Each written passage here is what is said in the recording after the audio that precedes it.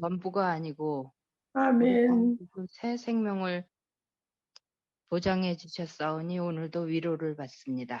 아멘. 저희 연약한 교회에 정말 많은 분들이 편찮으십니다. 아멘. 주여.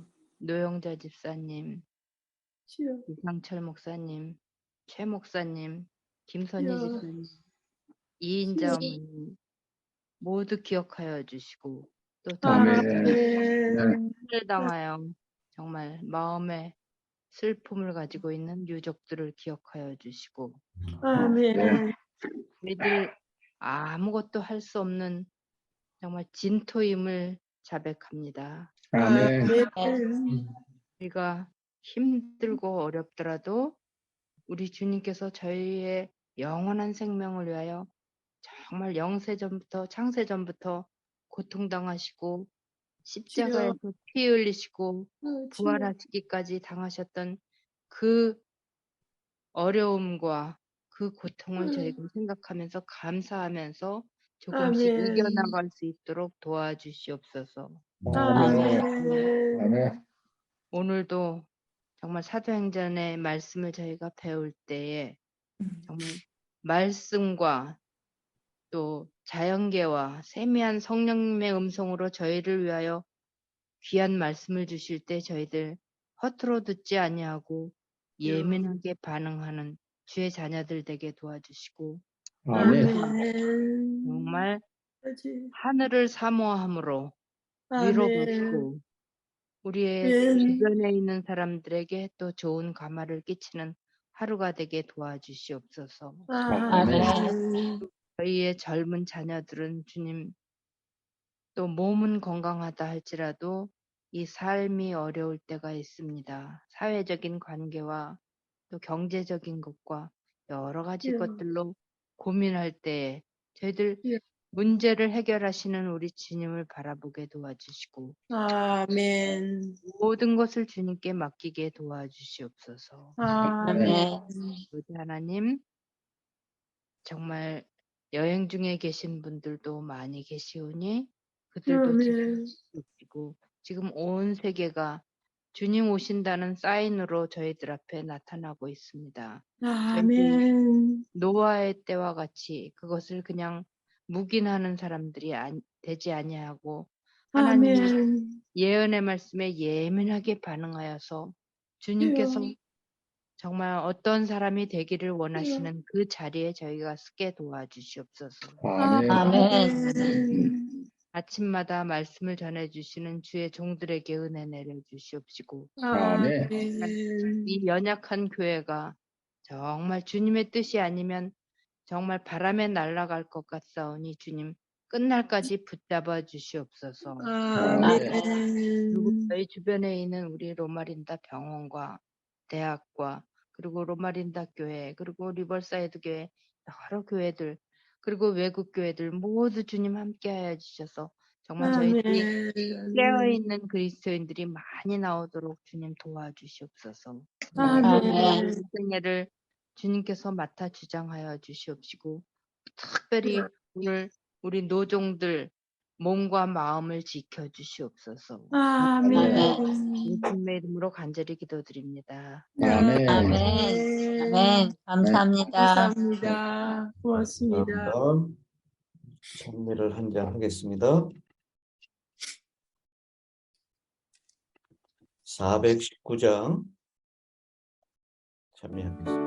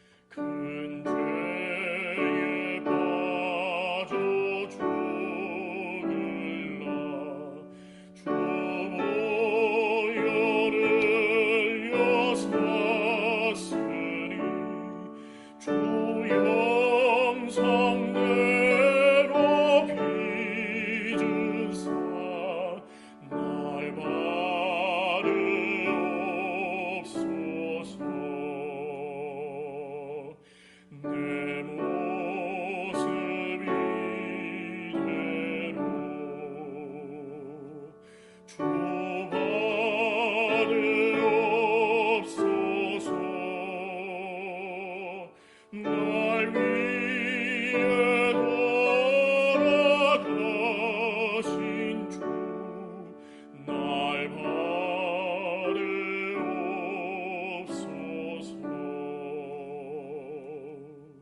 내 힘과 결심 약하여 늘 깨어지기 쉬우니 주 이름으로 구원해 날 받으옵소서.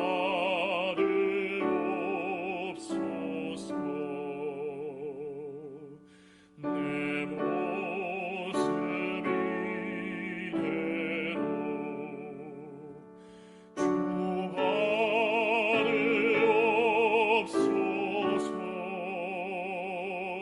날 위해 돌아가신 주, 날 받으옵소서.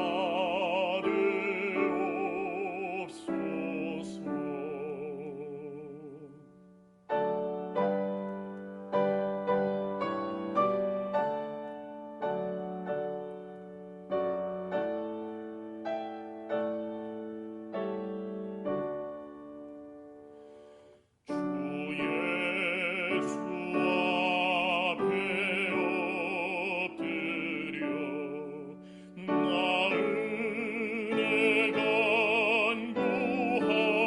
간구하오니 그 크신 역사 이루게 날 받으옵소서.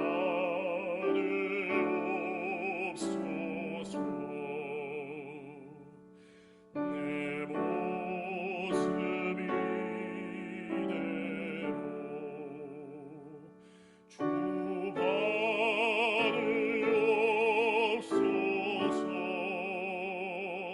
날 위해 돌아가신 주, 날 받으옵소서.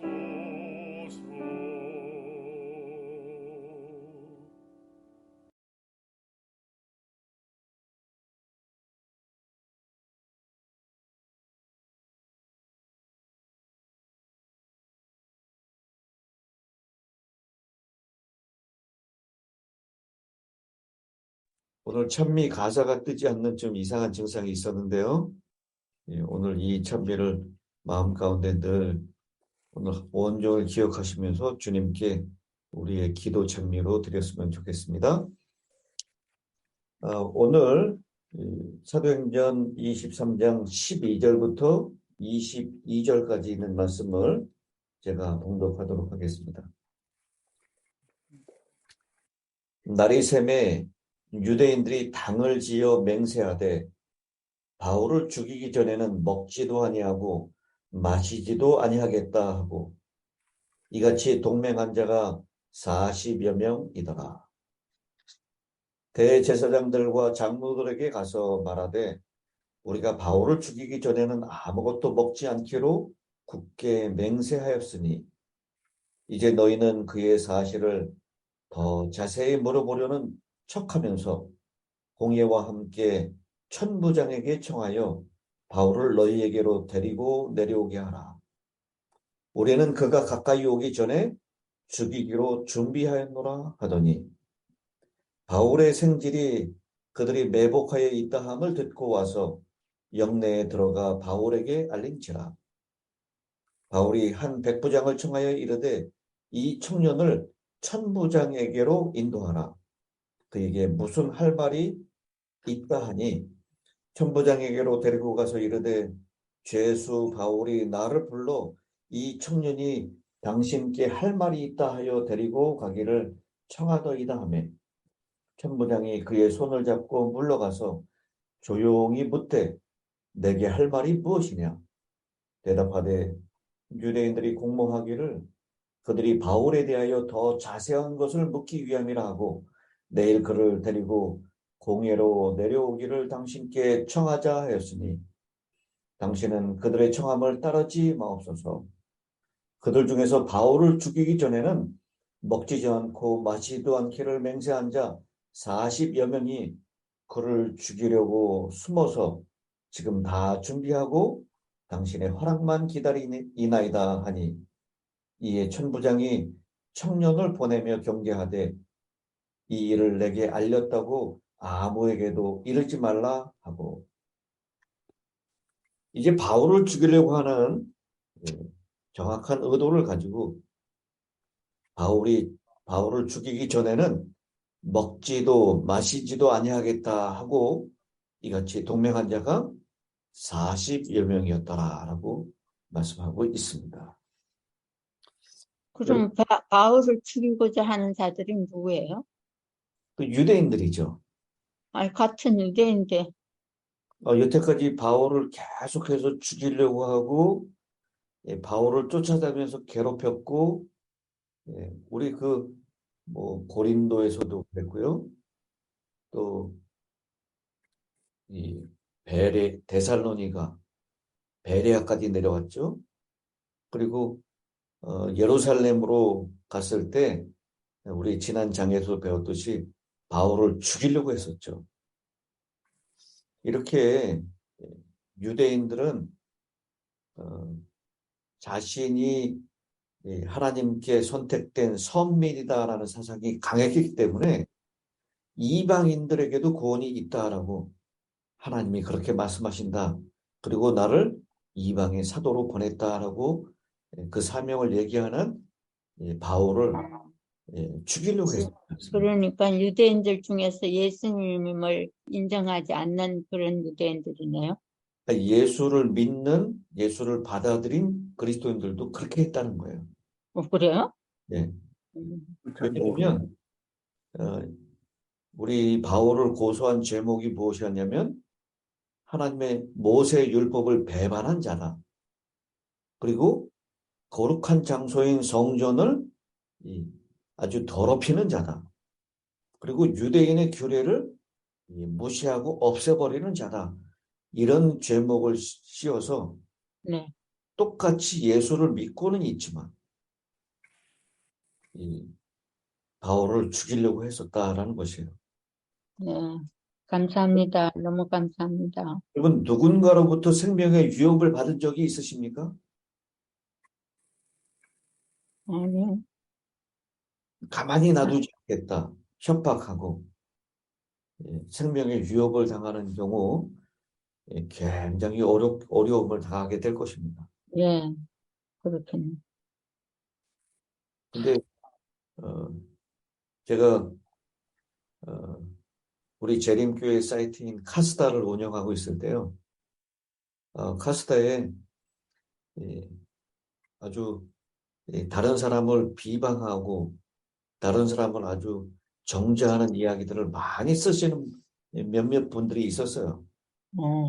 그래서 그분들을 카스다에 글을 쓰지 못하도록 한 달 정지를 시켰습니다. 한 달이 지난 다음에 돌아와가지고 또 그렇게 비방하는 글을 써요. 그래서 다시 그 사람을 1년을 정지시켰어요.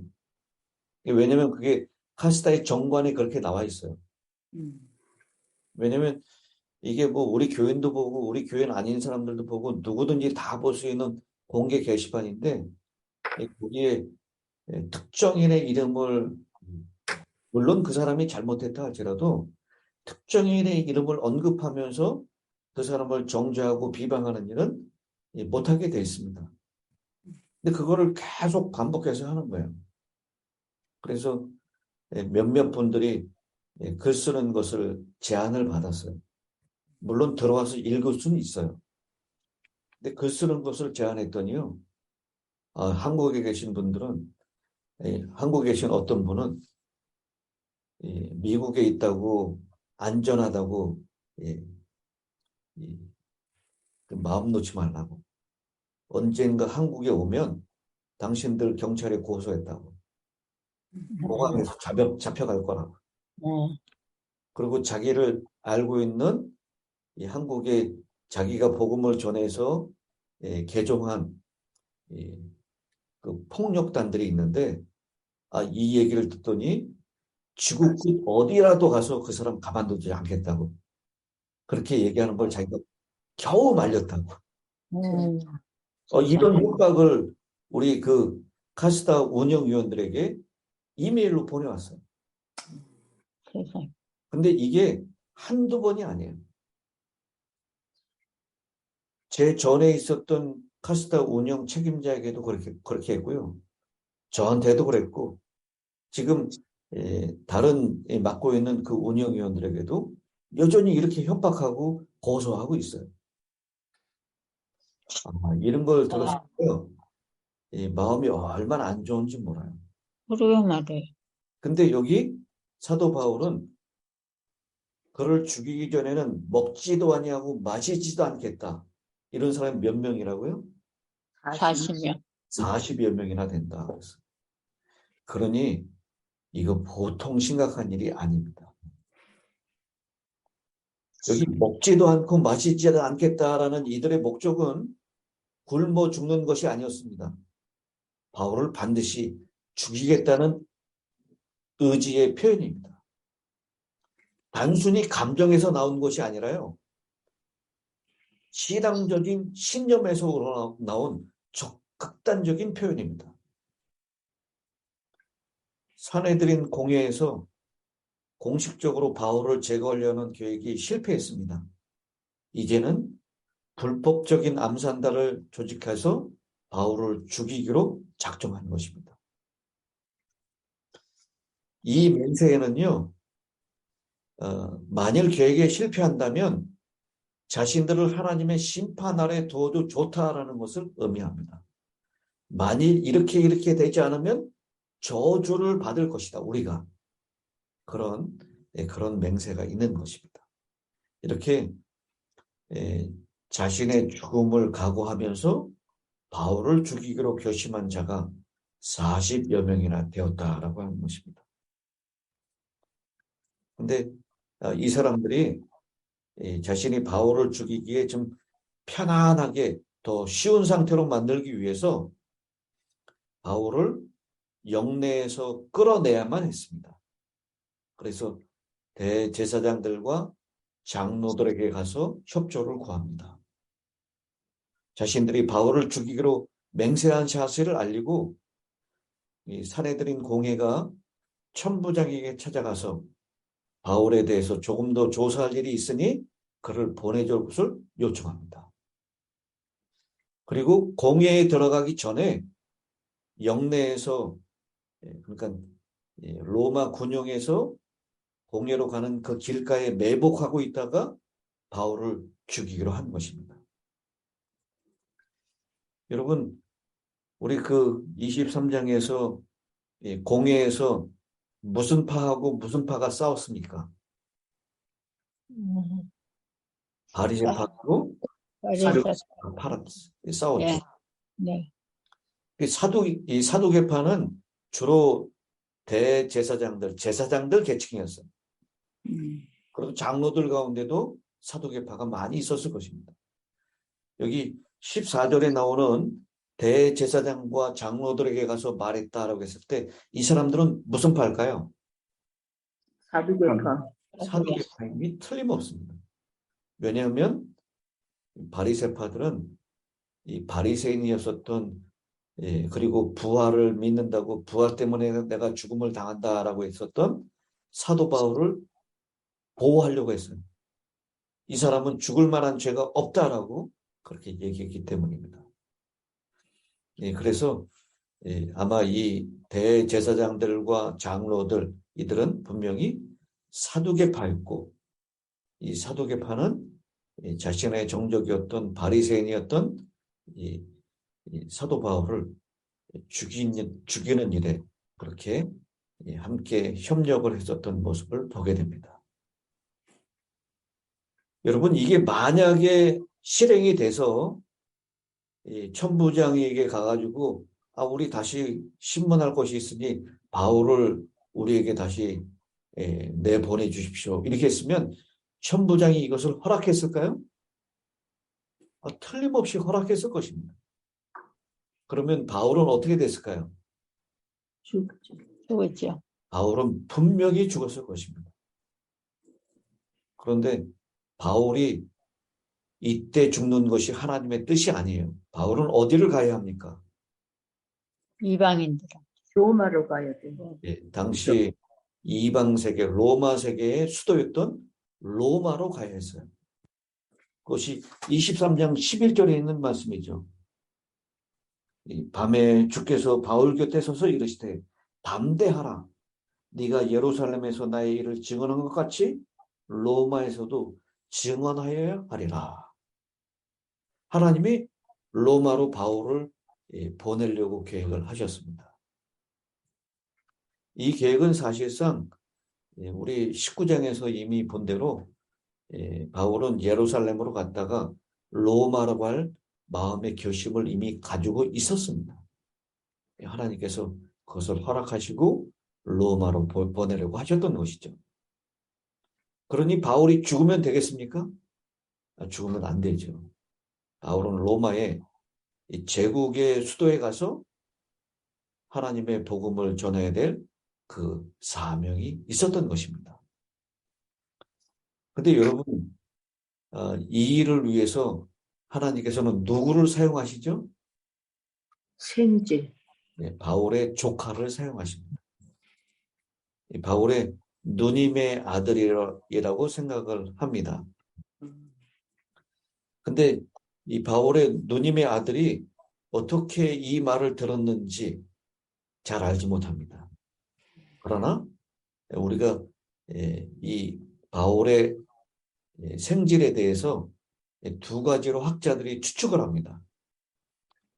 첫 번째는 바울이 바리새인이었기 때문에 바울의 이 누이가 바리새인과 결혼했을 가능성이 크고 남편이 예루살렘 사람이었다면 그들은 당연히 예루살렘의 자리를 잡았을 것이며 바울이 가말리엘 문화에서 율법을 공부할 때 그 누이의 집에서 머물렀을 것이다 라고 봅니다.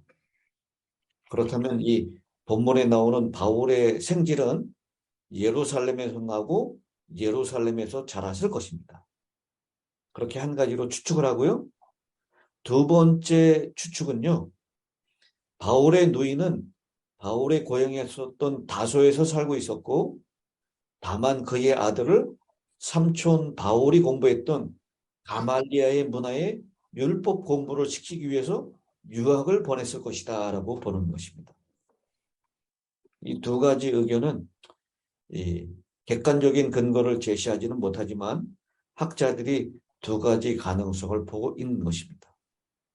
근데 여기서 중요한 것은 바울의 생질이 다행스럽게도 바울을 해치려는 자들의 암살 계획을 알게 되었다는 것이죠. 어떤 경로로 통해서 입수를 하게 되었는지는 밝혀지지 않았지만 이 바울의 생질이 그 사실을 알게 됐고요. 그리고 바울에게 면회를 가서 이 사실을 알리게 되는 것입니다. 여러분, 하나님께서 나를 지켜주시겠지라고 바울은 가만히 있지 않았습니다. 물론 하나님이 보호하시겠죠.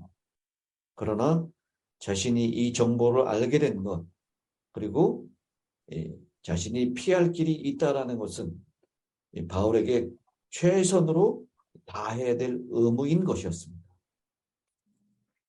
하나님이 다 알아서 해주시니 나는 가만히 있겠다는 태도가 아니고요.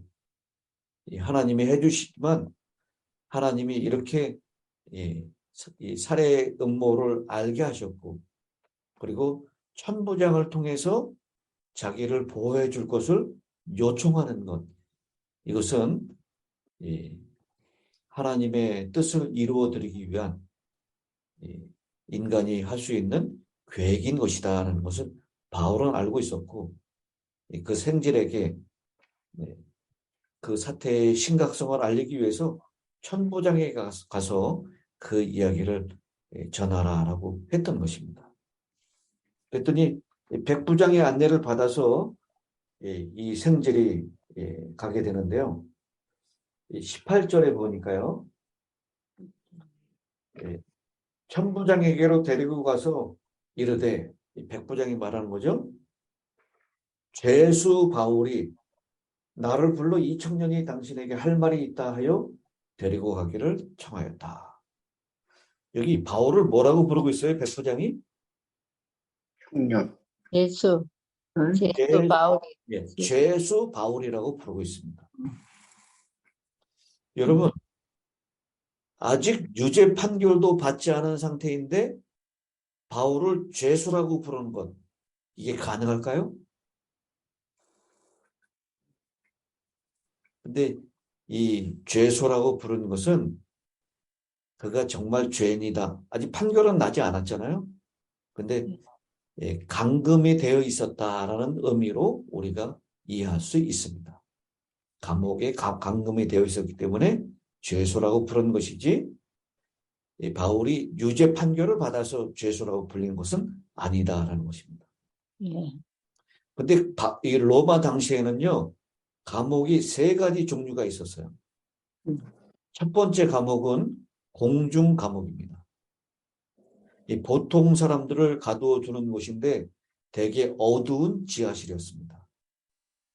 이 바울이 빌립보에서 갇혔을 때 바로 깊은 곳에 갇혀졌는데 그것이 바로 일반 사람들을 가두기 위한 공중 감옥이었습니다.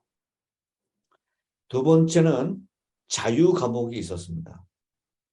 상류층 죄수들을 가두는 곳으로서 어느 정도의 자유가 허용된, 오늘날로 얘기하면 가택연금과 같은 그런 감옥입니다. 그걸 자유 감옥이라고 얘기했고요. 세 번째 감옥은 군용 감옥이에요. 군대에 그 안에다가 감옥을 만드는 것인데, 특별히 도망갈 위험이 있거나 아니면 그 죄수의 생명을 보존해야 될 필요가 있는 사람은 군사 한 사람이 자신의 한 손과 죄수의 한 손을 함께 묶어서 감시하고 그를 보호하는 일을 했습니다. 그러면 지금 도망 위험하고 또 하나는 뭐지? 예? 뭐라고요, 목사님? 도망갈 위험이 있는 경우하고 또 하나는 무슨? 그 사람을 생명을 보호해야 될 필요가 있는 사람. 그러니까 군사가 한 시간도 한순간도 떨어지면 생명의 위협을 받을 사람은 그렇게 같이 결박을 해놓은 것입니다. 그러면 이 예루살렘 영내에서 갇혀 있었던 감옥, 이 바울은 어떤 감옥에 갇혀 있었던 걸까요? 그 전에 그 자유 감옥 가태에서 전도도 하고. 그건 로마에 있을 때고요. 그걸로. 지금 공중 감옥, 자유 감옥, 군용 감옥, 그 중에서 바울이 있었던 감옥은 군용 감옥입니다. 이스라엘 로마 군대의 영내에 갇혀 있었기 때문에. 그래서요, 이 바울은 그 군용 감옥에 갇혀 있었고 죄수로 판결이 났지 않았기 때문에 자유롭게 면회가 허락됐었고요. 생질이 가서 바울에게 그 사실을 전했고 그렇게 할 수 있었다라는 것이죠. 그래서 이 천부장에게 이 생질이 가서 그간의 사정을 다 이야기를 합니다. 그리고 절대로 바울을 사내들인 공의 요청에 의해서 내보내지 말아달라라고 얘기를 합니다.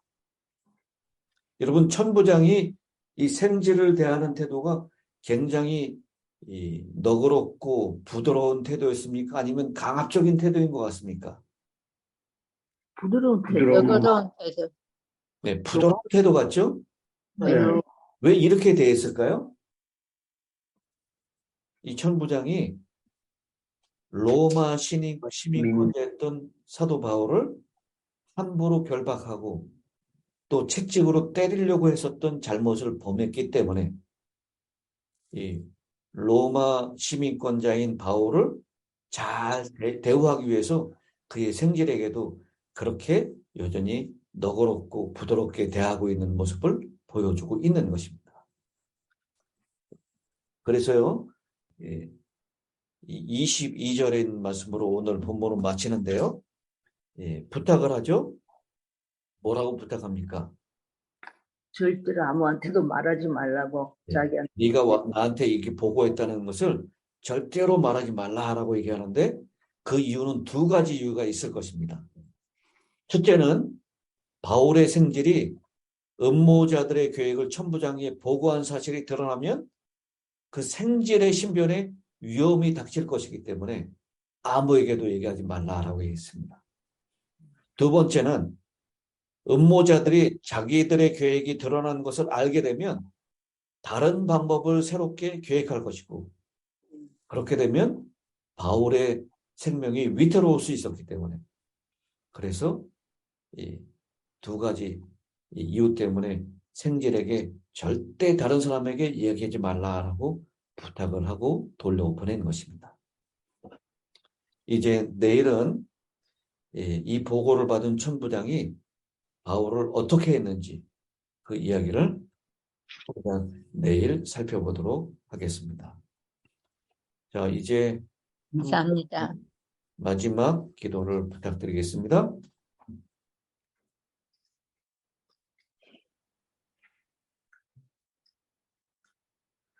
기도드리겠습니다. 감사하신 아버지 하나님, 아멘. 또 우리에게 생명을 또 선물로 주셔서 우리 힐탑 교회 성도들이 함께 예배의 장소에 서로 각각 가정에서 모였지만 오늘 안으로 이렇게 줌으로 함께 새벽 예배를 드릴 수 있도록 우리에게 은혜를 주신 것 임에 감사드립니다. 아멘. 아버지께서는 크게 쓰시는 아버지의 종 사도 바울을 보호하기 위하여 또 하나님의 귀한 생명의 복음을 더 증거하기 위하여 보호하시고 이끄시고 인도하시는 그 놀라운 섭리들을 또 깨닫게 하시고 또 가르쳐 주시니 감사합니다. 아멘. 우리 힐탑 교회 성도들도 오늘 하나님의 보호하시는 손길 속에서 하나님이 인도하시는 뜻을 따라 살아갈 수 있도록 우리 모두에게 믿음을 주시고 하나님을 바라보며 하나님을 의지하며 살아가는 모든 성도들 되도록 역사하여 주시옵소서. 아멘. 아멘. 사모님이 조목조목 한 분 한 분 이름을 불러 기도하셨습니다. 그 모든 분들 사정 따라 하나님의 그 보호하시는 손길이 오늘도 함께하여 주실 것을 믿고 감사드리오며 우리 삶이 정말로 하나님 앞에 합당한 아름다운 삶이 되도록 역사하시고 축복하여 주시기를 원하옵나이다. 아멘. 계시는 모든 가족들 하나님의 보호하시는 손길이 함께하여 주실 것을 믿고 감사드리오며 오늘 하루의 삶도 아버지 앞에 의탁하옵고 하나님께서 인도하시고 붙들어 주실 것을 믿고 감사드리오며 사랑과 은혜가 풍성하신 예수님의 이름 받들어 간절히 감사하오며 기도 드리옵나이다. 아멘.